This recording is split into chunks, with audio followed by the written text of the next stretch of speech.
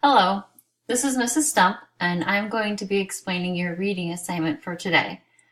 Then you'll need to come back for Part B for your writing assignment that Mrs. Krieger will be explaining. Your screen should look similar to mine, and you'll come up here to classwork. Today, your focus skill is going to be identifying theme. Everything you see here will be in the order in which you will complete it. So first you'll come here and watch this video on identifying theme.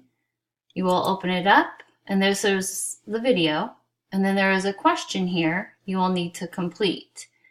So what 3 criteria or ground rules as explained in the video are used when identifying theme? And then Mrs. Krieger and I have found 2 legends. A legend is a narrative which is often handed down from the past. A legend is used to explain an event, transmit a lesson, or simply entertain. So your first legend here, you will open this up. This is a video clip. It's titled Pushing Up the Sky. You will just listen to this legend.